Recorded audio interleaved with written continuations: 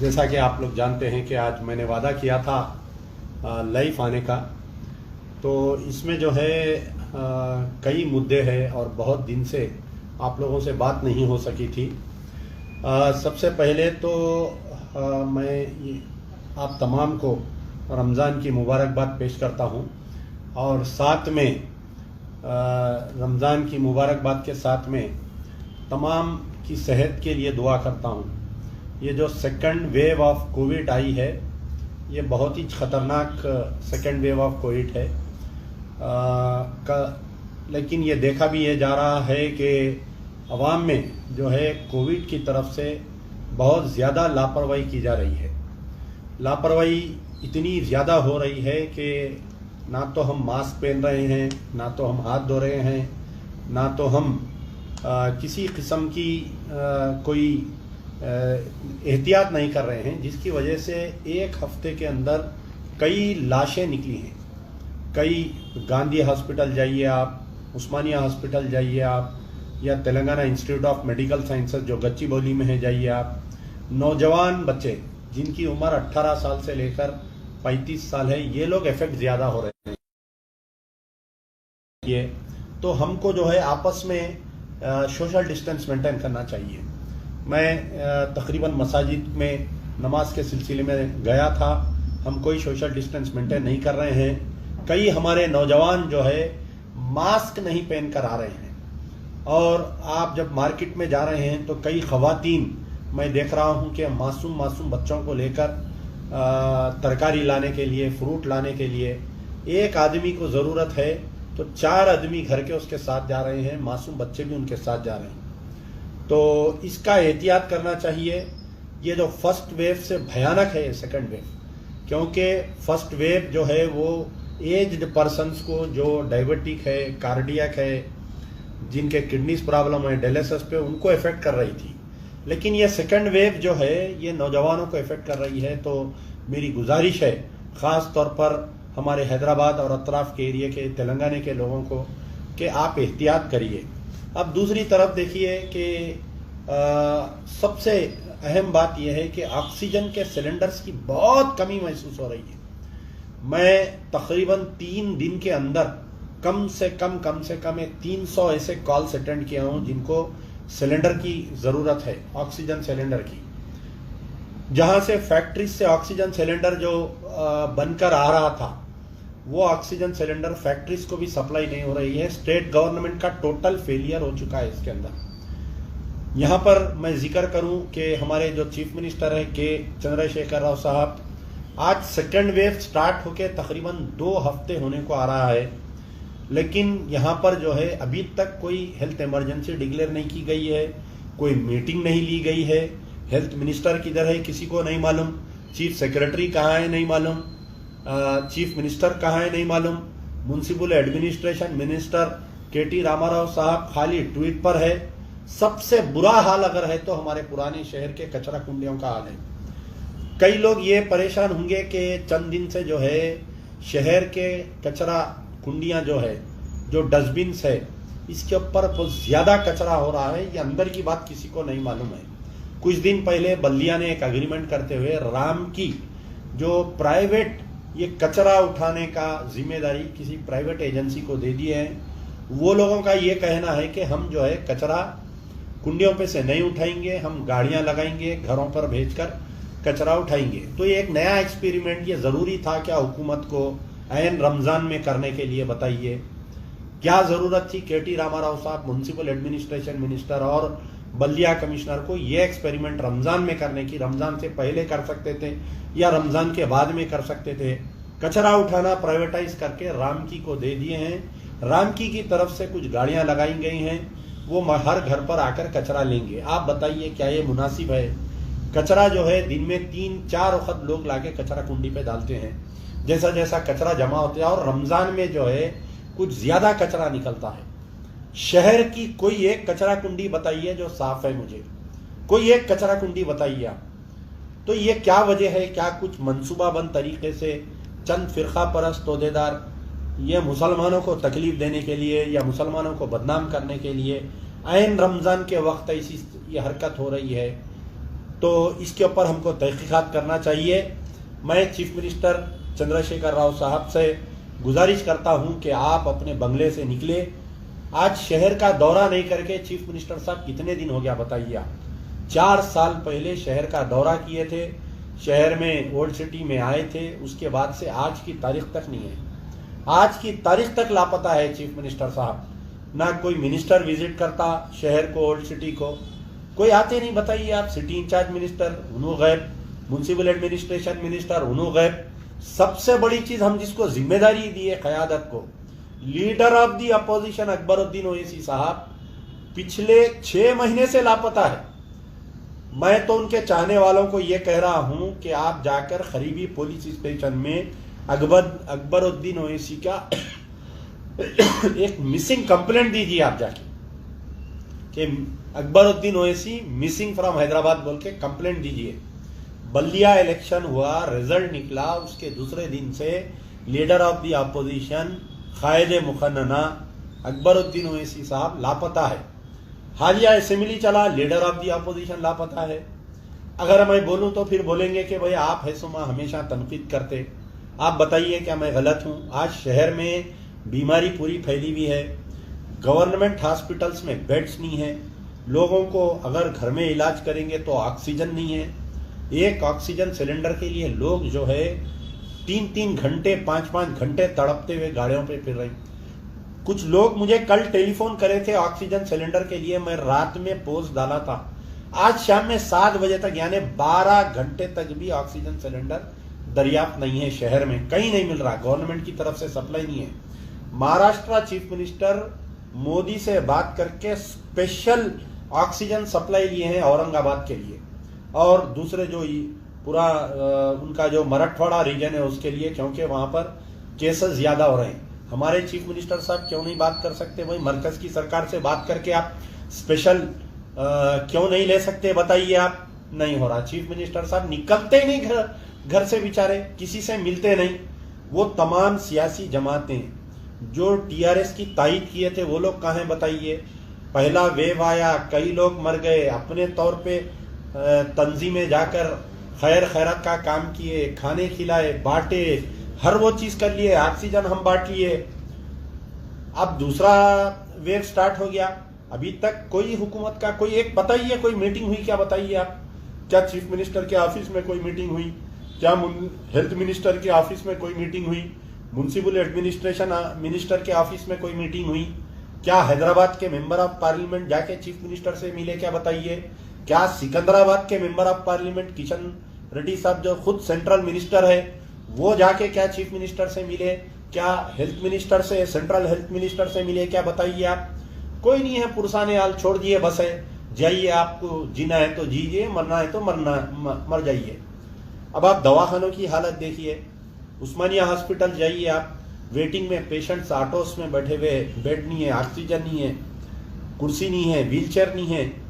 आप गांधी हॉस्पिटल जाइए, पूरे तेलंगाना का सेंटर बनाया गया है वो कोविड के लिए, इतनी बुरी हालत है वहां पर।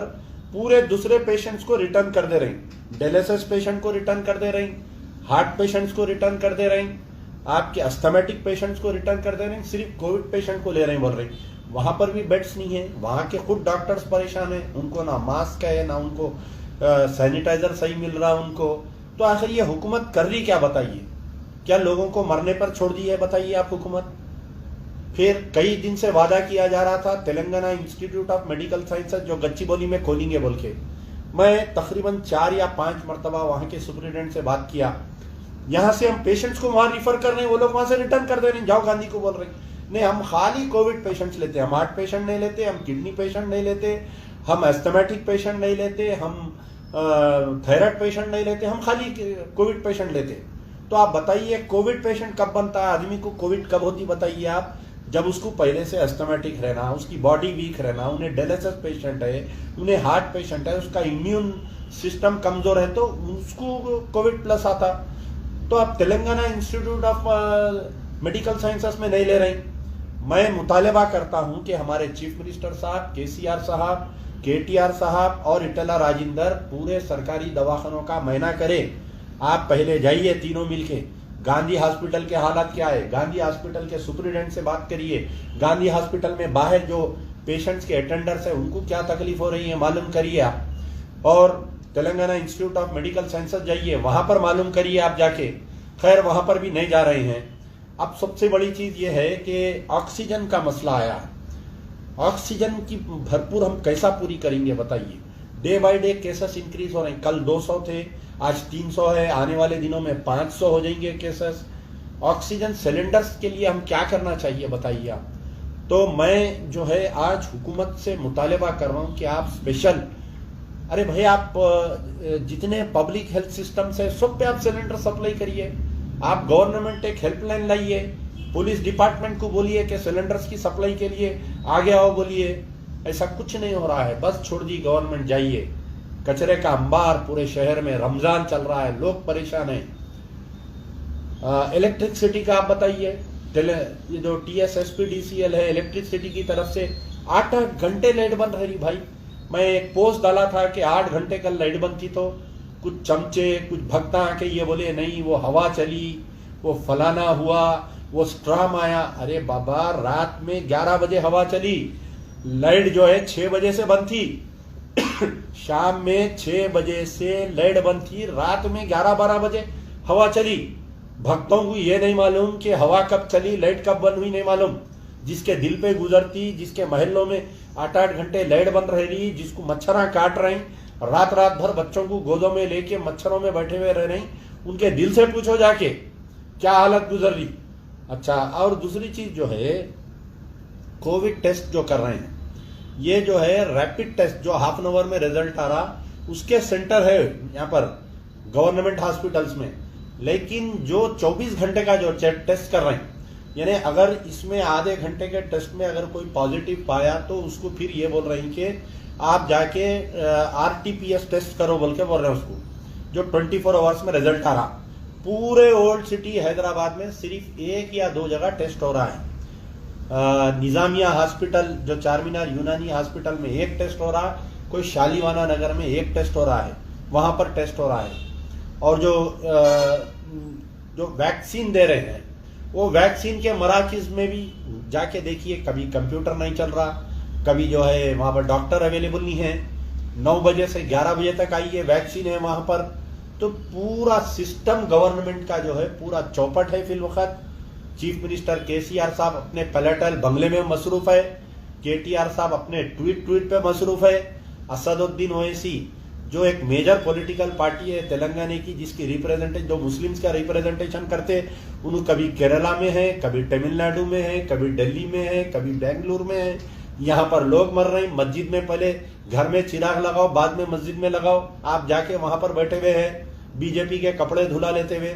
लीडर ऑफ द अपोजिशन लापता है, बल्दिया इलेक्शन हुआ जब से। दूसरे MLA, दूसरे कारपोरेटर्स तो बिल्कुल ना करा है, आपको मालूम है। कोई जाके बस्तियों में, अरे भाई कारपोरेटर्स किस काम के हैं बताइए आप। अगर मेरे एरिया में सफाई नहीं हो रही तो मैं एज ए कारपोरेटर उसके लिए जिम्मेदार हूं। कचरा कुंडियां, आप गौर करिए मेरी बात को, कल सुबह निकल के देखिए, आपके घर के सामने जो एक डस्टबिन हुआ करती थी वो गायब हो गई। पूरे शहर के डस्टबिन को गायब कर दिए, कचरा नहीं उठाते कहते। अब बल्दिया के जो गाड़ियां आके कचरा कुंडी पे से कचरे उठाते थे, अब नहीं उठाने वाले हैं। ऑटोस आपके घर को आएंगे, दिन में 1 बार आएंगे, शुरू फ्री उठाएंगे, उसके बाद में हर घर से 30 रुपए लगाएंगे ये लोग कचरा उठाने के लिए। ग्रेटर हैदराबाद म्युनिसिपल कॉर्पोरेशन का जो कचरा उठाने का सिस्टम है उसको धीरे से प्राइवेटाइज कर दिया गया है। अवामी नुमाइंदे अंगूठा चूस रहे हैं, निप्पल TRS का निप्पल लेके सब खामोश बैठे हुए हैं। किसी में हिम्मत नहीं है प्राइवेटाइजेशन के बारे में बात करने की। आज मेरा लाइव आने का सबसे बड़ा अहम मुद्दा ये है कि कचरा उठाने के सिस्टम को क्यों प्राइवेटाइज किया गया। क्या म्युनिसिपल बॉडी में इसका बिल पास हुआ बताइए आप? नहीं। मेयर मोहतरमा क्या वो आप कोई ऑर्डर दिए बताइए? क्या TRS MIM मिल के कोई कैबिनेट में मीटिंग में पास किया? How come the GHMC has given garbage lifting for privatization to Ram की? यहाँ पर सवाल है, किसने इजाजत दिया, किसकी हिम्मत हुई? पूरे शहर के कुंडियां गायब कर दिए। अब आप बताइए क्या फिजिबल है? इससे पहले हम जब कारपोरेटर थे, हमारे को दिल्ली भेजे थे, जाके आप मालूम करके आओ भोपाल में, दिल्ली में। तो हम जब जाके वहां पर गलियों में मालूम कर रहे थे, तो कचरे की गाड़ी जो है, ऑटो आता, एक सीटी मारता उन्हें, वो दिन में खाली 7:30 से 8 बजे के दरमियान में आता। आप जो है 2 थैलियों में कचरा बन के रख लेना, उसके बाद में फिर कोई नहीं आता। तो क्या ये प्रैक्टिकली हो सकता क्या? आप बताइए। आई क्वेश्चन चीफ मिनिस्टर, आई क्वेश्चन म्युनिसिपल एडमिनिस्ट्रेशन मिनिस्टर। मेरा सवाल है कि ये कचरे का उठाने का प्राइवेटाइजेशन किसकी इजाजत से किया गया? लोग बेवकूफ बना रहे हैं, एमपी साहब नहीं दे रहे जवाब। एमपी साहब ट्वीट करके पूछो ना कि how come this has been privatize, बोल के नहीं पूछ रहे हैं। ठीक है, ये तो हो गया कि सिस्टम पूरा फेलियर है, ऑक्सीजन सिलेंडर्स की कमी है, मास्कों की कमी है, आपके सोशल डिस्टेंस कहीं मेंटेन नहीं किया जा रहा है, सियासी जलसे चल रही। वरंगल का इलेक्शन का ऐलान कर दिए, क्या जरूरी था बताइए आप वरंगल में इतना जल्दी? 1 साल के बाद में कराना था वरंगल का इलेक्शन, खम्मम का इलेक्शन, जल्दबाजी कर दिए, इलेक्शन डिक्लेयर कर दिए। खैर ये सब हो गया। अब सबसे बड़ा मसला जो है, जो पुलिस के चालानात हो रहे मेरे भाई, पुलिस के चालानात बताइए आप कभी सुने? पुलिस के ये ऐन रमजान के वक्त में पुलिस के चालानात हो रहे हैं, ऐन रमजान में हो रहे हैं पुलिस के चालानात। अगर मैं ये बात कहूं तो ये बात गलत नहीं है कि अब किस कदर चालानात हो रहे हैं बताइए आप। पहला चालान हेलमेट नहीं है, दूसरा चालान मास्क नहीं है, तीसरा चालान पिलियन राइडर को हेलमेट नहीं है, एक नया चालान हो रहा, गाड़ी को आईना नहीं है, इंश्योरेंस नहीं है। अरे बाबा, हमारे पुलिस कमिश्नर साहब ये बोलिए आप कि कभी गणेश में चालान करें आप? फिर के क्यों मजबूर कर रहे हैं सब बोलने के लिए आप? क्या कभी गणेश विसर्जन में आप जाके पूछे क्या मास्क लगाए बोल के? क्या चालान करे क्या बताइए? क्या कभी होली में करे क्या बताइए? हाल ही में होली में गया, होली के दिन कितने लोगों को आप चालान करें? मैं सवाल कर रहा हूं।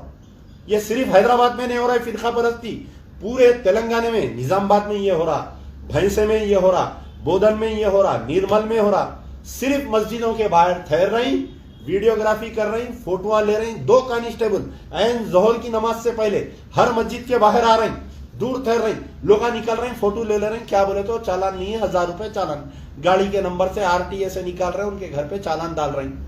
क्यों कर रहे हैं साहब ये बताइए आप?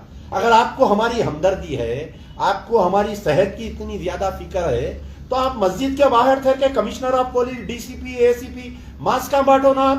आप निकलो, निकल के मास्क बांटो। आपके पास बहुत आता मखबेरी अलाउंस, वो ये नेक काम में इस्तेमाल करो पैसों को, नहीं कर रही। 3 दिन में आज 5वां रोजा है, 4 दिन में जो है कम से कम खाली हैदराबाद में 1.5 लाख लोगों से ज्यादा लोगों को चालान करे, और एक आदमी को कितना चालान कर रहे हैं? कल मेरे पास एक साहब आए थे, उनका बच्चा कुछ बीमार था, नलगुंडा बस स्टॉप से बच्चे को चिल्ड्रन हॉस्पिटल को ले जाकर वापस ला रहे हैं। मियाँ बीवी, 4 महीने का बच्चा। पहला चालान मारे ट्रिपल राइडिंग। आप बताइए क्या 4 महीने के बच्चे को बिठा के लेके जाना ट्रिपल राइडिंग हो रहा क्या बताइए? फिर दूसरा चालान मार दिए उनको, ग्लास नहीं है बोल के।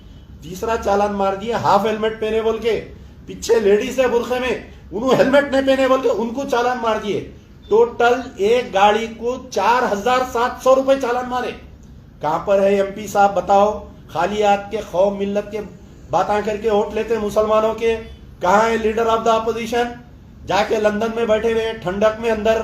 कहां पर है मलकपेट के एमएलए? कहां पर है याकूबपुरे के एमएलए? कहां पर है चार मीनार के एमएलए?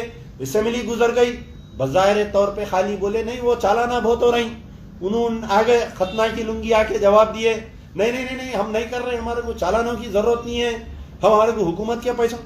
एक आदमी को अगर 4700 रुपए चालान करेंगे, 1 साल से उन्हें नौकरी पे नहीं है, लॉकडाउन में परेशान है, घर में लाइट का बिल बनना है, एक तो इनकम पूरी बंद, फिर उसके ऊपर बीमारी आ रही है घर में, 4700 रुपए।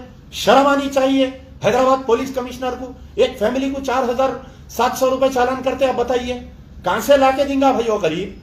एक आईपीएस ऑफिसर को 2.5 लाख रुपए तनख्वाह है, एयर कंडीशन में आप बैठ के वहां पर है, तो लोगों को ऑर्डर दे दिए, हर एसआई डेली 200 चालान करके लाना बोल के ऑर्डर दे दिए डीजीपी साहब। क्या है ये? जुल्म नहीं तो क्या है बताइए आप? ये कहां जा रहा तेलंगाना बताइए आप? भाई मत भूलो, चंद्रबाबू नायडू के दौर में इलेक्ट्रिसिटी के भी चालानात ऐसे हो रहे थे। चंद्रबाबू नायडू वनवास काटा, 10 साल इख्तिदार पे नहीं आया। ये हालिया जो बल्दिया इलेक्शन में जो टीआरएस को कम वोट आए, ये ट्रैफिक के चालानात का नतीजा है। ये अगर ये चालानात नहीं रुकेंगे तो याद रख लो, पुलिस का कुछ भी नहीं है। आज तुमको सलाम कर रही केसीआर केटीआर को, कल अगर बीजेपी में पावर में है तो यही पुलिस वाले उनको सलाम करते। लेकिन ये चालानात को रोकना चाहिए मेरे भाई। अगर पुलिस को हमारी हमदर्दी है, और एक नया ट्रेंड स्टार्ट हुआ, जोहर की नमाज के साथ ही आप देखो 2 ब्लू क्लाट्समैन आ जा रहे हैं मस्जिद के बाहर, झाड़ के पीछे चुप रही। जितने मुसल्ली अंदर जा रहे हैं, जितने मुसल्ली बाहर आ रहे हैं, उनके फोटो ले रहे हैं। कभी मंदिर करने गए मेरे भाई? कभी जाके लिए? कभी बताओ आप, चार मीनार की मंदिर के बाहर जो है इतने लोग आके बगैर मास्क के पूजा करके जा रहे हैं रोज सुबह में।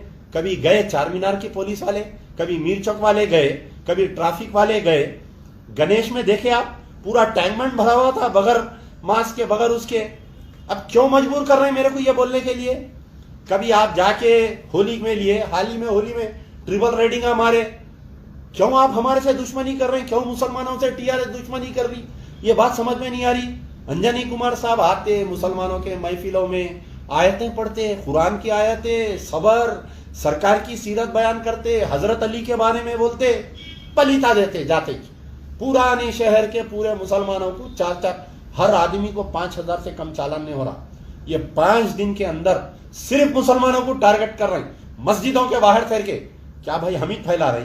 हालिया जो कुंभ मेला हुआ, तेलंगाना से कितने लोग गए थे कुंभ मेले में, हैदराबाद में कितने लोग आए? क्या अकाउंटिंग करे? पुलिस वाले ट्रेन के रिजर्वेशन टिकटा निकाल के बॉर्डरों पे रोके कुंभ मेले वालों को? नहीं रोके। नंगे नहाए ना जाके कुंभ मेले में पूरे कितने बीमारियां हैं, बड़े बड़े लोग कुंभ मेले के ऊपर स्टोरियां कैरी करे? नहीं करे कोई भी। लेकिन सिर्फ मसाजिद के बाहर आ जाना, जोहर असर। अरे भाई मेरे को हैरत दिखा, ये चंचलगुड़ा जेल के बाहर में परसों जा रहा था, चंचलगुड़े से सैदाबाद, कम से कम 50 पुलिस वाले ठहरे हुए हैं। मादन्ना पेट, रैन बाजार, डविलपुरा। मादन्ना पेट वाले मस्जिद मेराज करने ठहर गए, रैन बाजार वाले जो है छौनी की टर्निंग पे ठहर गए, डविलपुरे वाले जो है ग्रीनलैंड होटल करने ठहर गए। 3 मस्जिद हैं वहां, तीनों मस्जिदों को कवर करके ठहरे हुए हैं। जो मस्जिद को जा रहा फोटो, जो मस्जिद से निकल रहा फोटो। क्या कोरोना खाली वो हमारी मस्जिद में आ गया? बताइए आप। कभी गए चार मीनार की मंदिर करने? कभी गए फलकनुमा करने मंदिर में? कभी लाल दरवाजे की मंदिर में गए? कभी जाके बेगम बाजार में गए? नहीं गए। सिर्फ मुसलमान, रमजान, कोरोना। ये क्या जहनियत है साहब? पुलिस वालों की समझ में नहीं आ रहा। क्या ये कमिश्नर साहब की बदमाशी है नहीं मालूम? क्या डायरेक्टर जनरल ऑफ पुलिस की बदमाशी है नहीं मालूम? क्या चीफ मिनिस्टर के इंस्ट्रक्शन है नहीं मालूम? और पूरे एमएलए, अल्लाह अच्छा रखे, पूरों को खामोश है। क्या कोई जाके शहर में 35 एमएलए टीआरएस के एमआईएम के, क्या कोई जाके मिले? बताइए। खैर होम मिनिस्टर को क्या नुमाइंदगी करते, उनको कोई एप्लीकेशन देने से अच्छा वो डस्टबिन में फेंक देना, पान खा के थूक देना वो एप्लीकेशन पे, उनको देने से तो अच्छा। उन्होंने क्या बोलते बेचारे बताओ? इमाम जमीन बनते उन्होंने खुद मास्क नहीं लगाए, इमाम जमीन बन रही। सीएम साहब के मुंह पे मास्क नहीं, उन्होंने इमाम जमीन बना ले रही। सिर्फ ये जो हैदराबाद पुलिस के चालानात हो रहे हैं, न सिर्फ हैदराबाद बल्कि निजामाबाद, निर्मल, भैंसा, बोधन, सिर्फ एक ही मुस्लिम कम्युनिटी को टारगेट कर रहे हैं।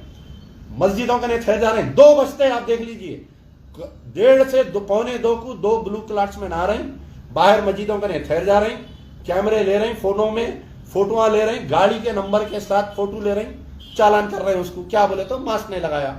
भाई हमारे से हमदर्दी है ना, बांटो, लेके आके मास्क कहां बांटो? मस्जिद के बाहर ठहर के। कमिश्नर साहब एक मस्जिद के ठहर जाओ, डीसीपी साहब एक मस्जिद के ठहर जाओ, पूरे एसीपी यहां मस्जिदों के ठहर जाओ, हमदर्दी करो हमारे साथ। अरे हमारे साथ ऐसी हमदर्दी कर रहे हैं, 5,000 का पलीता दे रहे हैं, ट्रिपल राइडिंग बोल के 1 दे रहे हैं, हाफ हेलमेट बोल के 1 दे रहे हैं। क्या ये वक्त है? बताइए आप। 1 साल से आदमी, घर का जो मर्द आदमी कमाने वाला है, उन्हें जॉब पे नहीं है, बच्चे बीमार, बीवी बीमार, भीख मांगने रही, सुसाइड कर लेने की नौबत हो रही, 5,000 का पलीता दे रही। शर्म आना हुकूमत को, चीफ मिनिस्टर को।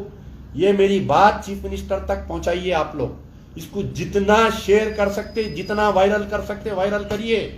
मैं भी केटीआर साहब को मैसेज डाला हूं 3 दिन पहले, पुलिस वाले कभी भी तुम्हारे नहीं हो सकते। अगर अवाम को ये चालानात का सिलसिला नहीं बंद होगा तो जैसा चंद्रबाबू नायडू इलेक्ट्रिसिटी के नाम पे चालानात करके वनवास काटे, आप भी तैयार हो जाइए वनवास काटने के लिए। ये चंद गुफ्तगू थी, आपके दरमियान में आना पड़ा। मैं समझता हूं कि हुकूमत को अपने ख्वाबे गफलत से उठना पड़ेगा, ये हेल्थ सिस्टम को सुधारना पड़ेगा, और जो ग्रेटर हैदराबाद म्युनिसिपल कारपोरेशन के जो कचरा उठाने का प्राइवेटाइज किया गया उसको पोस्टपोन करिए थोड़े दिन के लिए। रमजान में स्पेशल सैनिटेशन ड्राइव चलाइए, 3 वक्त उठाइए कचरा, सुबह फजर में एक बार उठाइए, जोहर के बाद में उठाइए, इफ्तार के बाद में उठाइए। आप नाइट लिफ्टिंग है ना आपका, नहीं कोई वीआईपी की दावत होती, कोई मिनिस्टर के बेटे की शादी रहती, तो क्या जाके रात में नहीं उठाते बताइए। पूरे कचरे को साफ करिए, फॉगिंग, एक्स्ट्रा फॉगिंग करिए। मच्छरों की भरमार है मेरे भाई पुराने शहर में। 2 आदमी आपस में ठहर के तालाब कट्टा, टोली चौकी, आपके वो जो चार मीनार के वहां के एरिए, मौला आप वहां के एरियो में, आप किचन का बाग के एरियो में 2 आदमी आपस में नहीं बात कर सक रहे, मुंह में इतने मच्छर चले जा रहे हैं। कई की हुकूमत चल रही बताइए, कई की बल्दिया, कई की मेयर, कई का डिप्टी मेयर बताइए आप, कई के कारपोरेटर से ये लोग बताइए आप, जो अवाम के बुरे वक्त में साथ नहीं दे रहे। क्या है बताइए आप, किधर जा रहा सिस्टम यहाँ पर।